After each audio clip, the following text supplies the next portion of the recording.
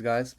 Today I'm going to be starting a new series. It's a to Z series, like an approach that I use to trade. Chances are it will be a very long series, but I'm going to shorten the length of the videos and just make more episodes, right? So without further wasting of time, let's get into it. So first of all, I want to teach you guys about candles, right? So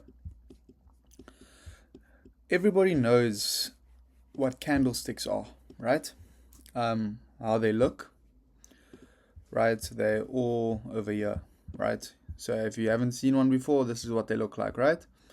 You basically have a wick and a body, right? Simple. But these are very complex candles, if you want to put it like that, right? Because every 4-hour candle is, I think, 6 30-minute candles, or whatever the number is, right? And every 1 30-minute candle is 30 1-minute candles, right? So there's always a candle inside of a candle, all the way up to the second, millisecond, whatever, right? So what we focus on, right, is trading expansion candles, right? Trading expansion candles and reversal expansion candles, right? So what do these look like? Right? That's what we're going to be getting into today, right? And how they form. So a reversal, well, let's start with this, right? There are three types of candles, right? So there's a C1 closure,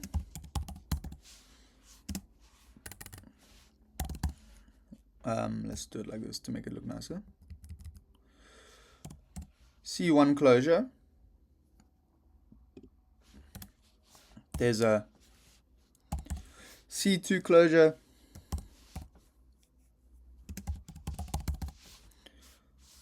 and then lastly C3 closure. Okay, these all look very different, right? And I'll get into them right now. Okay, so starting with a C1 closure, right? A C1 closure and a C3 closure are both expansion candles, right? And how we measure expansion candles are like this, right?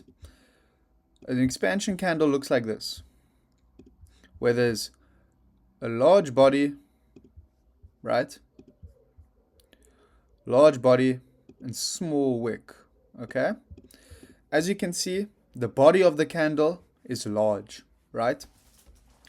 That means one thing, right?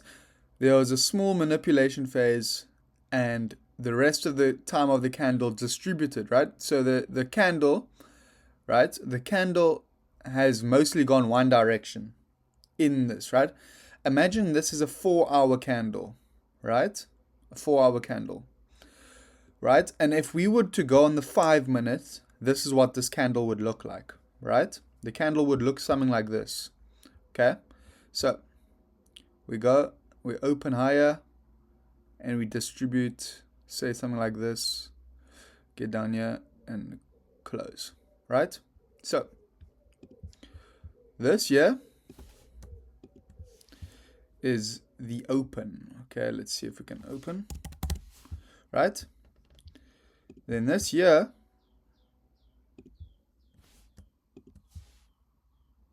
is the close, right? This is the close, okay? So what we're going to do is we're going to refer to this candle, well, this, right?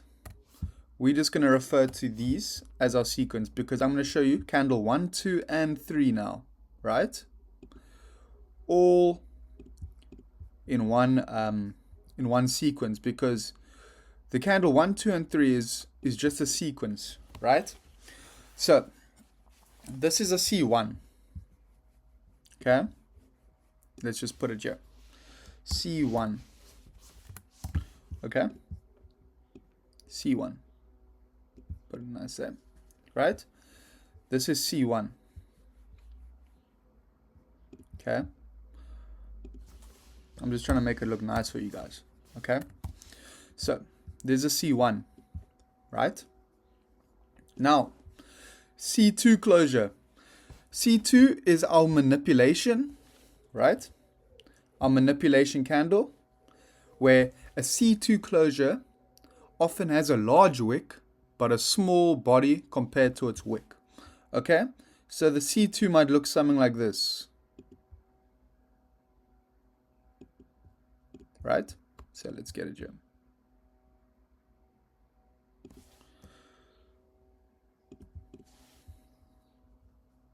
And then with a small little top here. Okay, that is the ideal C2 closure, right? Let's just try to... Okay, I think that's more in line. Okay, so this is a C2 closure, right? Then we can see it has a large wick compared to its body, right? So this shows the reversal of the candle where it closes inside the range of the C1 candle, right? As we can see here, the body of the candle closes inside the range of the C1 candle, okay? It doesn't always do it, but that's where you have to frame context with key levels or SMT, cracking correlations, right? Which I'll get into, right? And this C2, right? Let's put it here. C2. Okay. This is our C2. Okay. As we can see, we're forming a sequence already, right? Candle 1, candle 2. Now I'm going to show you what candle 2 will look like if on the 5-minute time frame, right? So, right, we close there. I'm going to just do it in line with the close, right?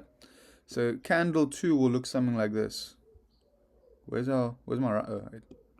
Candle 2 will look something like this.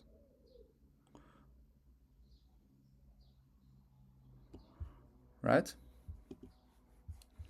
So that's what candle 2 will look like. I'm just going to draw it a bit better so it's not as squiggly. Right? So, candle 2.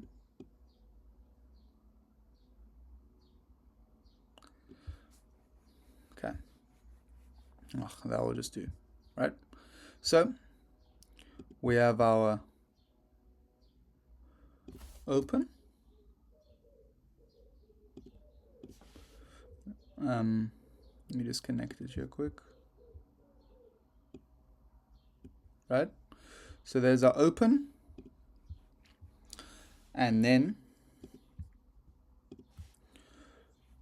we have our close.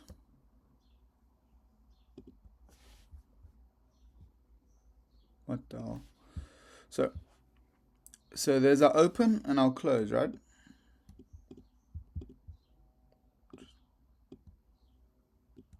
So as you can see, our open and our close are practically identical, right? Because small wick, small body. So the opening price and the closing price are close, right? Let me just make it look more practical for the sake of the video, to make it look easier to understand, right? So, right?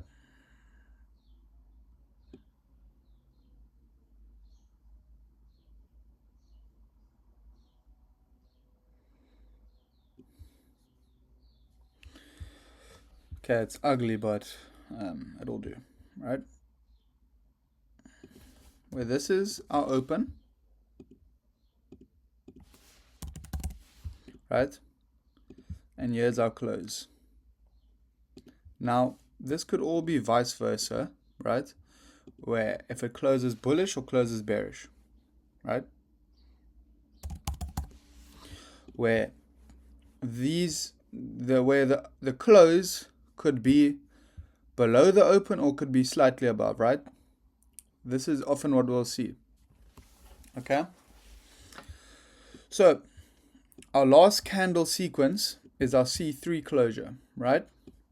Now, I told you earlier in the video, C1 and C3 are the same, just in different directions.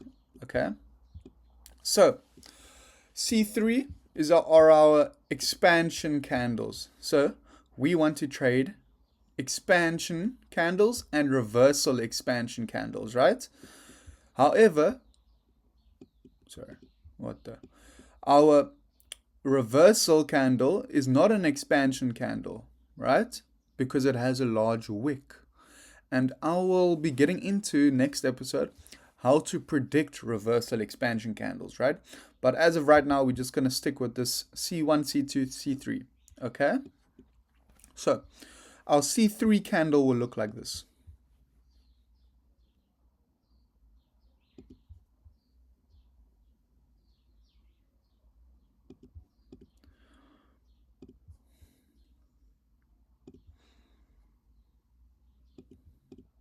Right?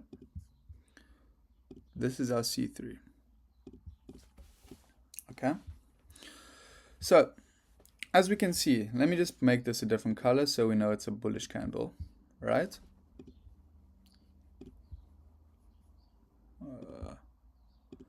Right?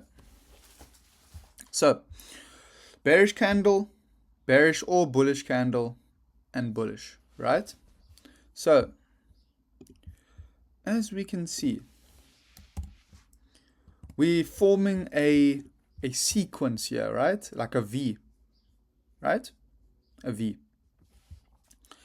And this is what we call our universal sequence, right? Because it happens every day on different assets, right? It forms every day. You'll see it. It's hard to miss once you know what you're looking for. And there will be different variants of this, right? So this is our normal universal sequence where it's a distribution, manipulation, distribution. Okay? So, and what that will look like is this. We will see price or the close of the last candle come into our order block or change in the state of delivery or fair value gap, right? We'll see it come down and then just expand. Sorry, I'm using my touchpad, so it's very hard to, right? If you see something like this, into the fair value gap, changing the state, and then like this, right? So we'll put that there. We'll see that, and then we'll just see this, right? Now, we could see something like this as well. We could see lower, distribute, there, right? So we could see those two where we distribute with no retracement or we distribute with a little retracement, right? Now, we will see price close lower into the fair value gap, right? Or we will see it distribute lower into the order block, right? So those are our two scenarios where price open, right? Price opens, open, and then it closes, right?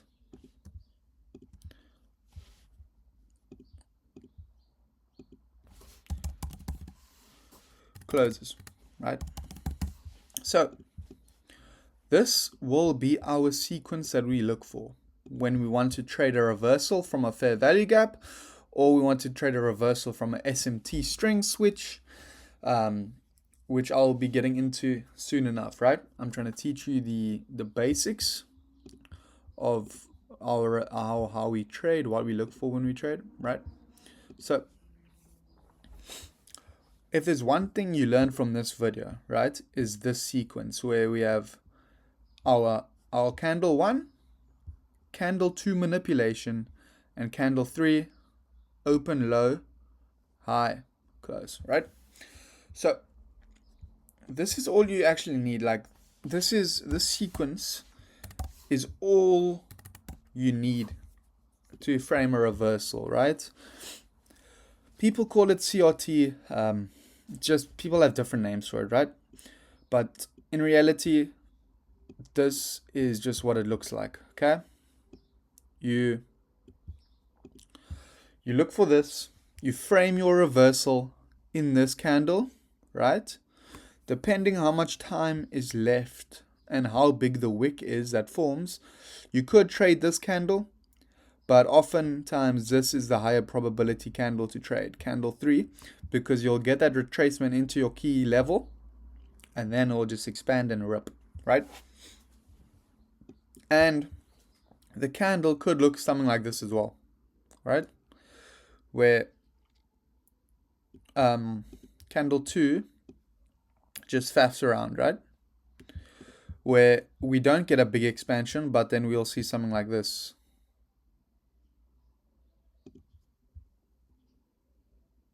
Right? We'll get this. We'll get something like this. And this is where we get expansion, right? So this is our C4 closure, right?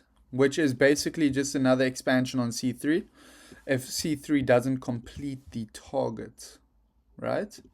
Our target could be here, which is a internal range liquidity. It will look something like this, where we tap into a fair value gap, right?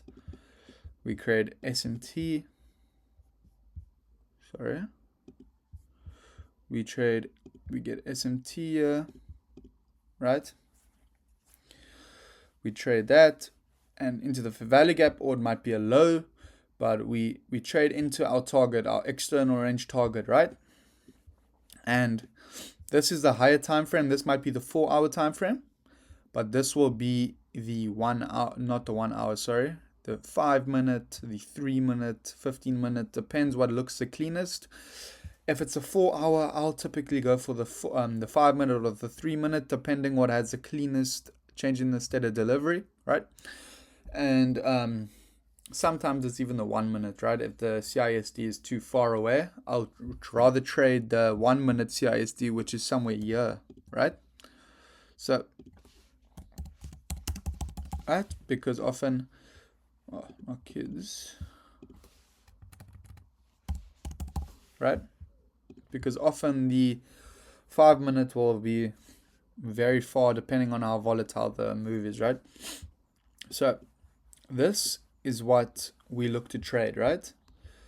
And this is what we frame inside of our points of interest, right? Our points of interest will be fair value gap, highs, lows, order blocks, right? This is what we look to trade, this exact sequence, right? So this will be it for today. I'm going to link some other videos from a guy named T Trades, who is a very good mentor. He's posts on YouTube. He's very credible, and he's a great trader in my opinion. I'll be linking some videos of more of this in from his YouTube channel, because he's got some really good explanations on there from this exact model or sequence. I believe he trades this exact sequence. I don't particularly I use it to frame my entries, but I will either enter in the C2 or the C3. It depends what I think is the cleanest, right? So I trade this sequence all the time without even realizing it, right? Well, I realize it because I know what sequence I'm trading, but you don't even think twice about this, right? Because it's so engraved in your head, right?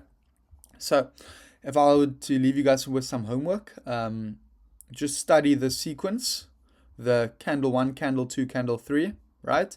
And look at it on the lower time frame. Okay? If you guys wanted to look at time frames, I would do this, right? So daily sequence, right, would be 15 minute slash 30 minute, right? Right? Daily sequence 15 minute, 30 minute. Then 4-hour sequence,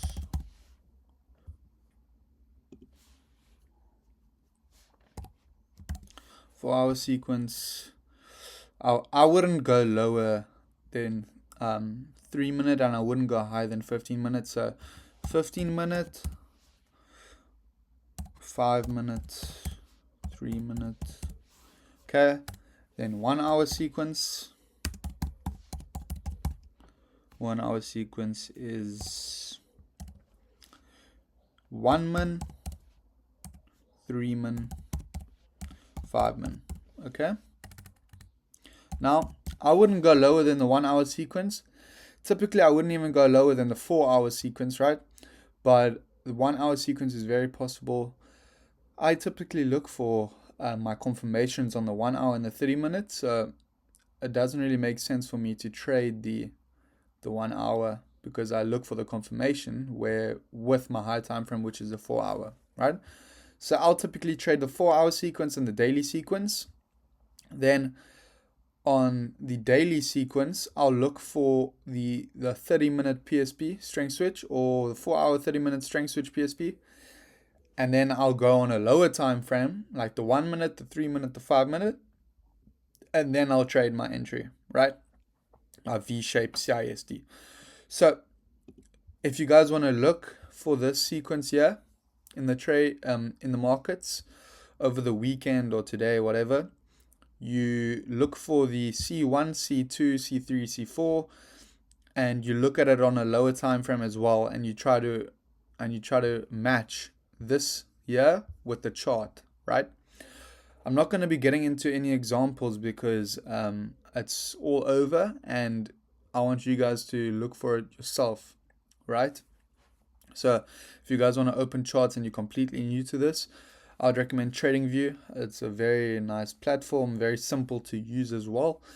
And yeah, it's very easy to navigate once you understand it, right? So with that, enjoy the learning, guys. Enjoy your weekend. Have a nice day. May everything be with you guys. And yeah, cheers, guys.